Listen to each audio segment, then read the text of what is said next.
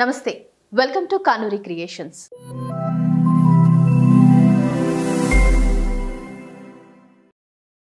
ఇవాళ మనతో పాటు ఉన్నారు మోటివేషనల్ స్పీకర్ చంద్రశేఖర్ గరిమెల్ల గారు. మాట్లాడదాం.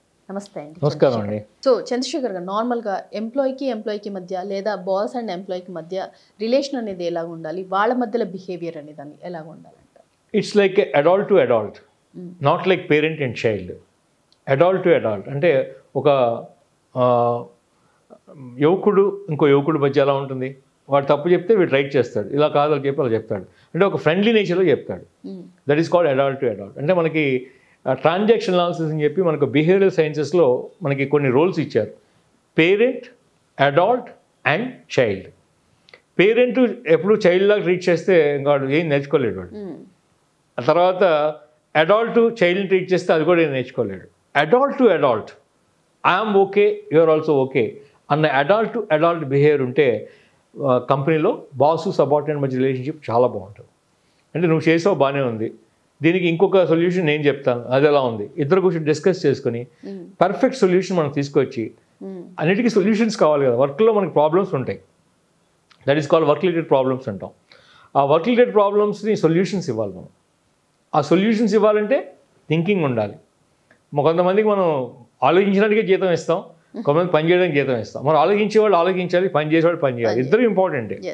అందుకని ఈ ఆలోచించేవాడు ఓవర్లాప్ కాకూడదు, ఇద్దరు కూడా. ఆలోచించేవాడు వర్క్ చేసేవాడికి వర్క్ చేయించేటట్టుగా చెప్పగలగాలి. అలాగే వర్క్ చేసేవాడు ఏం ఆలోచించారో దాన్ని ఇంప్లిమెంట్ చేయగలగాలి. మనం ఏదో కేవలం జస్ట్ థింక్ చేస్తే కుదరదు, దాన్ని ఇంప్లిమెంట్ కూడా చేయాలి. అందుకని ఒక అడల్ట్ టు అడల్ట్ రిలేషన్షిప్ ఉండి, ఒక ఆర్గనైజేషన్ మనకి బేసికల్గా కామన్ గోల్ ఉండాలి. వర్క్ చేస్తున్నప్పుడు ఎంప్లాయీకి ఒకటే కామన్ గోల్. ఏంటది? Profitability or sustainability or growth. ఇదే కదా మెయిన్ గ్రోత్. మామూలుగా మన ఆర్గనైజేషన్ పెట్టామంటే మనకు ఫస్ట్ కావాల్సింది సస్టైనబిలిటీ, సస్టైన్ అవ్వాలి.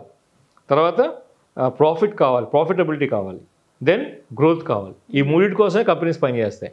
ఈ కామన్ గోల్ అందరికీ ఉండాలి. ప్రతి ఒక్కరు కూడా కంపెనీ నాకు జీతం ఇస్తుంది పనిచేయడం కాదు, నాకు జీవితం ఇస్తుంది పని చేయగలగాలి. అది రియల్ డిజైన్ మోటివేషన్ అంటే అది. Yes, getting life from it. ఇవాళ ఒక కంపెనీలో 5 ఏళ్ళు పనిచేసాం, నెక్స్ట్ కంపెనీకి వెళ్ళినప్పుడు మనకు గ్రోత్ వస్తుందా లేదా? శాలరీ పెరుగుతుంది, పొజిషన్ పెరుగుతుంది. ఎలా వచ్చింది ఆ లైఫ్? నిన్న చేసిన కంపెనీ వల్ల నీకు గ్రోత్ వచ్చింది కాబట్టి ఆ లైఫ్ కంపెనీ ఇస్తుంది. ఆ రకమైన మొరాల్ మనకు ఉండాలి. అలాగే ఎంప్లాయర్స్ కూడా వీళ్ళని మనం తీసుకున్నాం, వీళ్ళకి ఏదైనా మంచి కెరియర్ గోల్స్ ఇవ్వాలి, కెరియర్ గ్రోత్ ఇవ్వాలి అని ఒక ప్లాన్ చేసి అప్పుడే తీసుకోగలగాలి.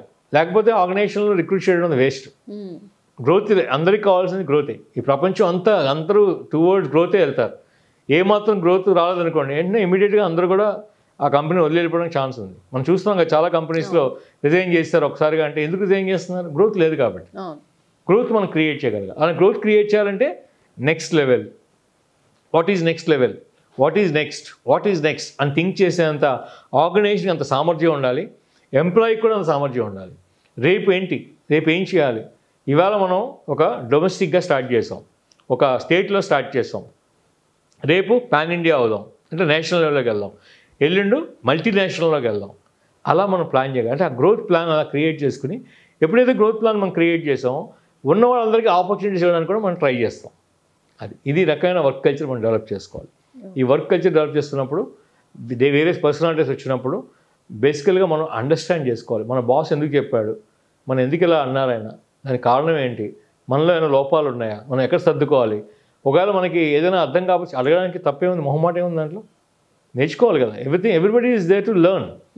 ఆర్గనైజేషన్లో అందరికీ రెడీమేడ్గా ఎక్కడ దొరకవు. షర్టు కుట్టానికి కూడా మనం రెడీమేడ్ మళ్ళీ స్టిచ్చింగ్ చేసుకోవాల్సి వస్తుంది ఒకప్పుడు. అలా రెడీమేడ్ అలా మనకి అతికినట్టుగా కనబడదు. కొన్ని చోట్ల మనం దాన్ని ఆల్టర్నేట్ కూడా చేసుకోవాల్సి వస్తుంది. అలాగే మనం నేర్చుకోవాలి. ఆ నేర్చుకోవడానికి మనం రెడీగా ఉండాలి. Everybody is ready to learn. ఆ లెర్నింగ్ కల్చర్ మనం డెవలప్ చేసుకుంటే ఆర్గనైజేషన్ బాగుంటుంది, ఎంప్లాయీ బాగుంటాడు. ఇంకా ఎంప్లాయీ లేకపోతే ఆర్గనైజేషన్ లేదు, ఆర్గనైజేషన్ లేకపోతే ఎంప్లాయీ లేదు. కాబట్టి ఈ రెండు అంత ఇంటర్లింక్డ్గా ఉన్నాయి కాబట్టి డెఫినెట్గా లెర్నింగ్ కల్చర్ అనేది చాలా అవసరం. అదే వర్క్ కల్చర్ అంటారు దాన్ని. ఆ వర్క్ కల్చరు ఇప్పుడిప్పుడే ఇండియాలో డెవలప్ అవుతుంది.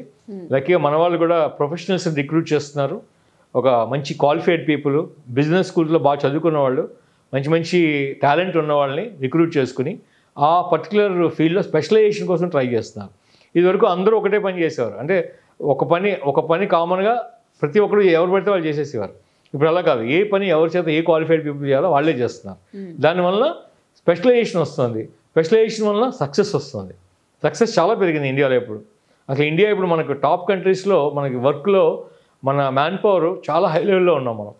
మన మ్యాన్ పవర్నే అందరూ యూజ్ చేసుకుంటున్నారు. Through world they are utilising our own human resources from India. వాళ్ళకి ఎంతో రెస్పెక్ట్ ఇస్తున్నారు. ఇండియన్స్ని ఎక్కడ చూసినా వర్క్లో చాలా రెస్పెక్ట్ ఉంటుంది. ఇటు ఐటీలో కానీ, అటు టెక్నాలజీలో కానీ, ఇటు సైన్సెస్లో కానీ, R&Dలో కానీ, ఇన్నోవేషన్లో కానీ ఇండియన్ మ్యాన్ పవర్ చాలా సక్సెస్ఫుల్గా ఉంది. మన ఇండియా నుంచి వచ్చిన వాళ్ళు చాలామంది మంచి మంచి CEOల కింద మల్టీనేషనల్ కంపెనీస్లో సెలెక్ట్ అయ్యి వాళ్ళ చూపిస్తున్నారు వాళ్ళు. సో అంత గ్రేట్లో ఉన్నాము. ఇదంతా మన వర్క్ కల్చర్ వలన వస్తుంది. థ్యాంక్ యూ అండి. Thank you so much Chandrashekar గారు. థ్యాంక్ యూ అండి.